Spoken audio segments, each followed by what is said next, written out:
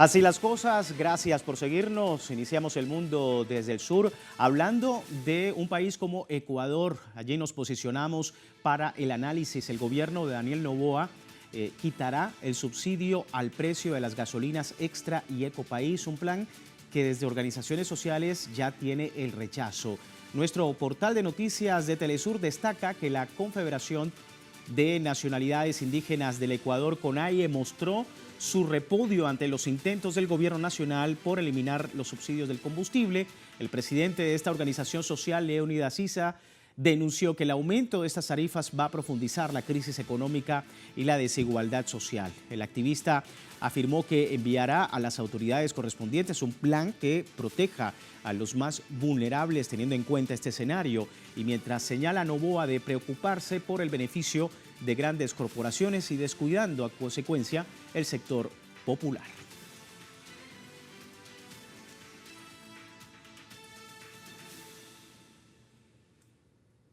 A través de nuestras redes sociales a lo largo del día hemos sondeado la opinión de nuestros usuarios sobre el tema el día de hoy. Algunos de ustedes ya han participado respondiendo la pregunta que le hemos hecho al respecto. Gobierno de Daniel Noboa y su plan para la eliminación de los subsidios a los combustibles genera incertidumbre sobre los precios de las gasolinas Extra y Ecopaís. ¿Cuál sería el impacto de esta medida para la nación? ¿Crecimiento económico? ¿Mayor desigualdad? ¿Reacción popular?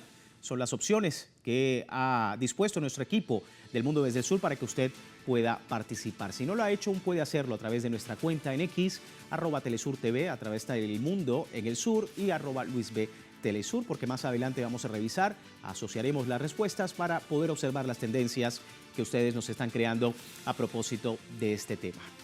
Vamos a empezar con el análisis. Hoy nos acompaña para abordar este tema Alejandra Santillana Ortiz del colectivo Yas Unidos.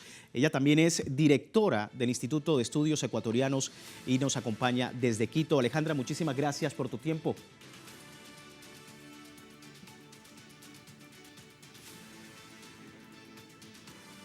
Alejandra, ¿nos escuchas? Sí, buenas noches, Muy ¿cómo buenas están? noches. Muy bien, Alejandra. Un saludo a la audiencia de Telesur. Te habla Luis Blandón desde El Mundo desde el Sur. Como decíamos, Alejandra, es un gusto tenerte con nosotros para abordar este tema, la eliminación al subsidio en los combustibles. ¿En qué se traduce esta medida? ¿Qué costo tiene esto para el Ecuador? Sí, perfecto. Bueno, este acuerdo con el Fondo Monetario que ha firmado el gobierno de Noboa y que básicamente ya implicó el primer desembolso para el país, se vuelve, digamos, urgente y fundamental analizar en qué contexto se da y primero, digamos, caracterizar lo que el Fondo Monetario es para nuestros países. Sabemos perfectamente que el Fondo Monetario es un organismo multilateral que ha sido creado, entre otras cosas, para obligar y disciplinar a los países a que básicamente ordenen sus políticas en torno al ajuste estructural y las políticas neoliberales. El Fondo Monetario viene, digamos, teniendo el mismo comportamiento desde sus inicios con los países del sur y fundamentalmente con América Latina, y con este gobierno, digamos, se reanudan esos acuerdos con el Fondo Monetario que implican obviamente para nosotros mayor despojo, mayor empobrecimiento, sobre todo para los sectores populares que ya se han visto golpeados por una serie de medidas de los últimos gobiernos, ¿no? Y básicamente ahora estamos a las puertas, ¿no?, del anuncio de lo que ya sabíamos que se venía y que viene siendo un plan del Fondo Monetario en acuerdo con los gobiernos de los últimos años, que es básicamente la eliminación de los subsidios a la gasolina, un tema que, como sabe la audiencia perfectamente, es un tema delicado, central y neurálgico en el corazón del Ecuador, porque ha significado muchísimas veces el levantamiento popular indígena, como ocurrió en el 2019 y como ha ocurrido en otros momentos de la historia del Ecuador en los últimos 30 años, ¿no?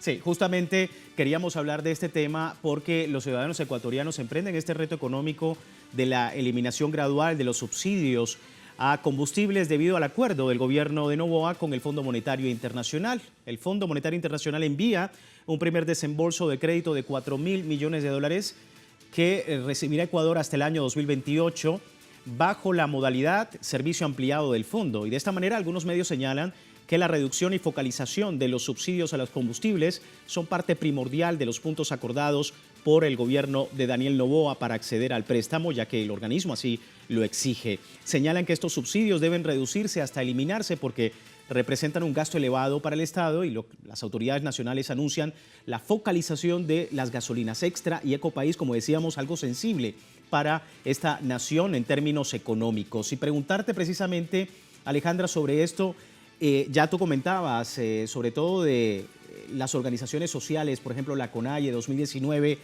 han comentado que no puede haber otra opción sino la reacción popular. ¿Se pueden reeditar las protestas a propósito de esta medida? ¿Cómo lo ves?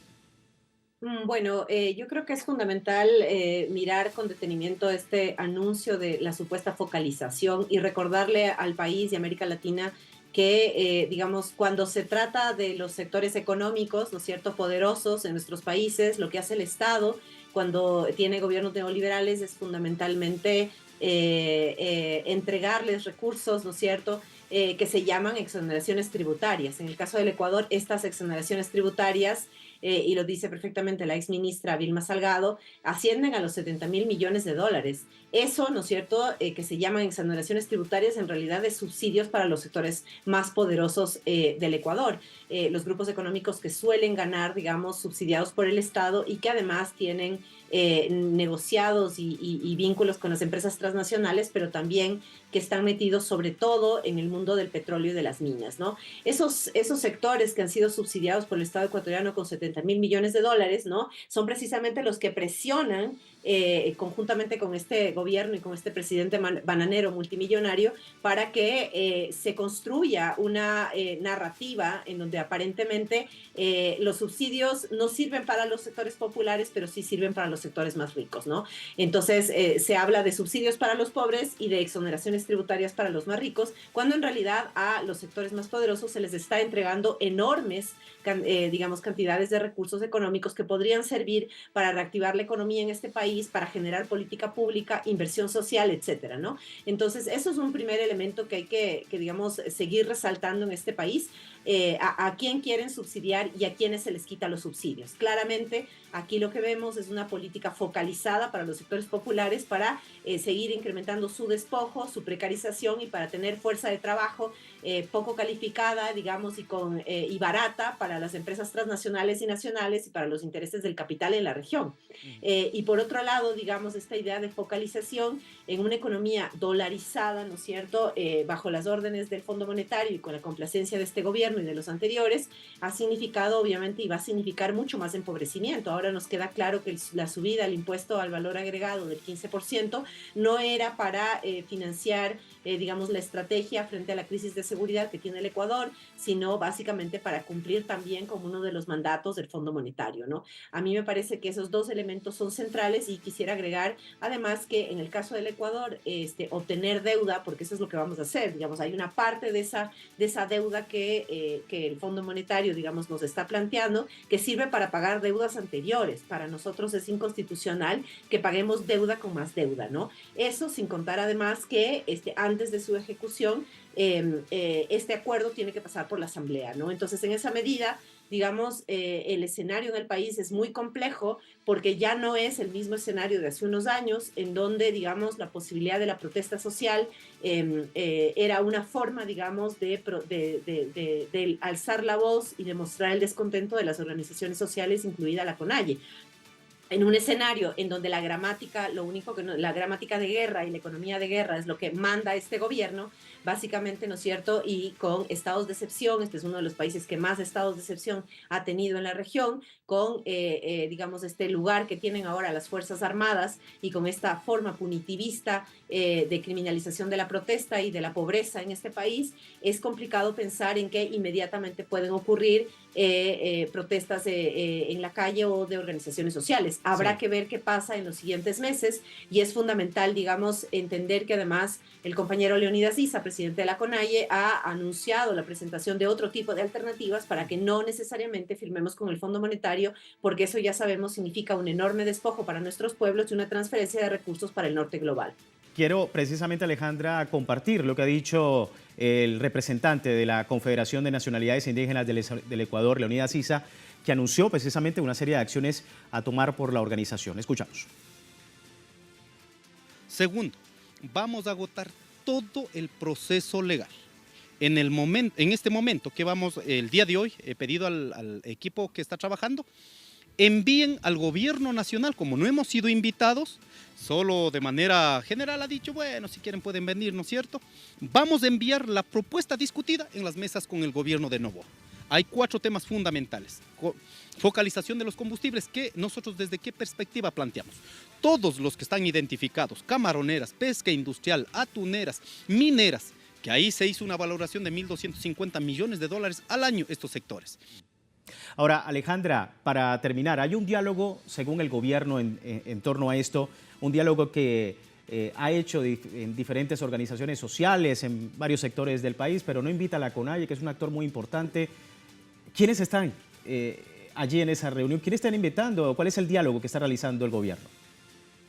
Bueno, no es nada nuevo que los gobiernos de turno busquen siempre romper al campo popular organizado y crear divisiones a la interna de nosotros, ¿no? Y generalmente los gobiernos lo que hacen es buscarse ciertos sectores que supuestamente son representantes de algún gremio, alguna organización, etcétera, para decir que han dialogado, que han sido socializado y que han construido este tipo de diálogos. Lo que sabemos en el Ecuador claramente es que la CONAIE desde 1986 y después del levantamiento de 1990 es la organización más importante en este país. No hay una organización que tenga las características de la CONAIE ni tampoco la capacidad para paralizar y levantarse, y además tampoco existe ninguna otra organización que llega a tener ese nivel de convocatoria y de confianza por el resto de organizaciones del país. Entonces, que la CONAIE no esté invitada a estos diálogos dice mucho, no solamente del interés del gobierno de deslegitimar y desconocer la importancia del movimiento indígena organizado y de manera histórica, sino también es una manera de dar continuidad a lo que ya hizo el gobierno de Moreno y lo que hizo el gobierno de Lasso. Recordemos que ellos, digamos, establecieron ciertos diálogos con la CONAIE y con otras organizaciones después de los paros, y a partir de eso, digamos, lo que ocurrió es que la mayor parte de las demandas, digamos, sobre todo en el caso del paro de junio del 2022, que fueron 10 puntos que planteó la CONAIE y el conjunto de organizaciones campesinas, y a lo que todos nosotros y nosotras, nos adherimos durante 18 días, 19 días de paro, pues finalmente quedaron sin efecto. Fueron mesas de diálogo en donde el gobierno de Lasso simplemente no cumplió con ninguna de las propuestas y dejó nuevamente al movimiento indígena y al campo popular sin la posibilidad, digamos, de participación real en políticas públicas después de haber presentado un montón de otras propuestas, digamos, previas al levantamiento. Lo que está haciendo el gobierno de Noboa es volver a crear esta idea de que sí se reúne con organizaciones sociales, cuando en realidad no tiene en lo más mínimo, ¿no es cierto?, un interés de construir un diálogo profundo y participativo, y que lo que ha hecho simplemente ha sido deslegitimar y desconocer las propuestas, digamos, alternativas. Eso lo que nos muestra claramente es que es un gobierno que no le interesa el diálogo y que no le interesa tampoco propuestas que no estén alineadas con el proyecto del Fondo Monetario y el proyecto de las élites, digamos, que es básicamente profundizar las políticas de ajuste neoliberal en el Ecuador y avanzar, digamos, con la estrategia de la derecha. Complejo el escenario, estamos muy atentos a ello. Alejandra, muchísimas gracias por este análisis que nos ofreces. Un abrazo, muchas gracias y saludos. Buenas noches. Buenas noches, un abrazo. Y bueno, así despedimos esta primera parte del programa, pero recuerde que aún tiene tiempo para participar de la encuesta que hemos publicado en nuestras redes sociales, y al final de nuestra emisión analizaremos los resultados, la posibilidad de que se haga una eliminación al subsidio al combustible en el Ecuador. Pero estaremos analizando también al regreso el veto de Daniel Noboa a la reforma de asignación de recursos a municipios, prefecturas y juntas parroquiales. Estaremos haciendo esto más adelante, quédese con nosotros, ya regresamos.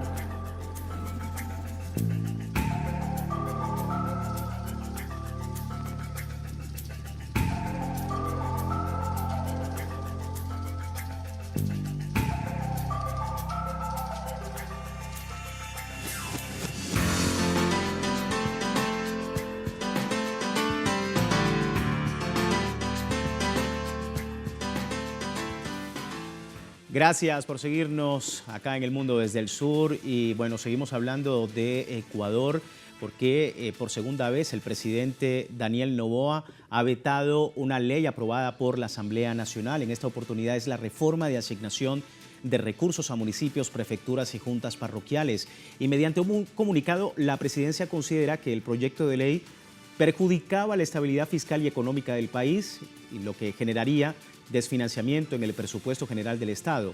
Sin embargo, la medida afecta directamente a la población en sus necesidades básicas, servicios públicos, empleo, seguridad, infraestructura, turismo y desarrollo local, dicen otros expertos. La normativa aprobada por la Asamblea establecía que los recursos se entregarían los primeros 5 días de cada mes. Ahora el órgano legislativo debe esperar un año nuevamente para discutir esta ley y poder, por supuesto, darle sanción. Si efectivamente lo aprueba el presidente, también que sea aprobado por el Ejecutivo Nacional. Vamos a analizar el tema. Nos acompaña Hernán Reyes, analista social y político, profesor universitario desde Ecuador. Hernán, muy buenas noches. Buenas noches, un saludo para la audiencia de Telesur. Bueno, Daniel Noboa firmó un veto total a la ley para la entrega oportuna de recursos a municipios, prefecturas y juntas parroquiales. Como decíamos, Hernán, en principio porque se haría con unas condiciones que el Ejecutivo no ve razonables. Desde el Banco Central se realizaría, pero dice el gobierno en perjuicio de otros sectores de gasto como la seguridad, la educación y la salud, afectando las finanzas públicas y grave riesgo para la estabilidad económica. ¿Es esto así? ¿Cómo lo estás viendo? ¿Qué lectura tiene? A ver, aquí hay dos aspectos. Uno, el que tiene que ver con política económica. El presidente Noboa, a través de este veto total a la ley orgánica reformatoria de varias leyes orgánicas para que aseguraba esa asignación de recursos del Estado central a gobiernos autónomos, lo que pretende hacer es seguir tomando las riendas de una política de completa austeridad en el gasto público y de obviamente cero inversión. Esto ha afectado gravemente a los sectores de los gobiernos autónomos descentralizados. Acá en Ecuador hablamos de gobierno provincial y de gobierno municipal, que son y de hecho también de juntas parroquiales, que son los 3 niveles de gobiernos autónomos. Y por supuesto les ha afectado gravemente, no solamente para la construcción de obra, infraestructura, obra pública, sino inclusive para el pago a funcionarios de esos gobiernos locales.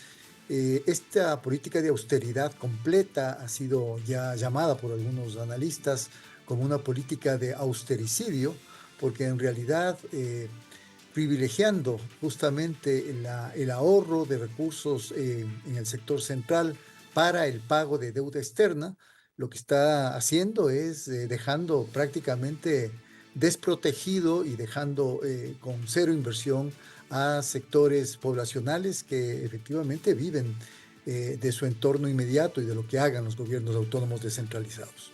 Por otro lado, implica también la ruptura, yo diría, de este pacto de gobernabilidad que el gobierno de Noboa ha tenido con la Asamblea Legislativa, puesto que este proyecto fue propuesto en la legislatura pasada por el actual presidente de la Asamblea Legislativa, por el señor Henry Confre, del Partido Social Cristiano, aliado, hasta ahora conocíamos como aliado incondicional de Noboa, y sin embargo el presidente ejerce su derecho al veto total, y esto de hecho ha disgustado también, junto con una serie de acusaciones que ha hecho a la Asamblea Legislativa a través de voceros del Ejecutivo.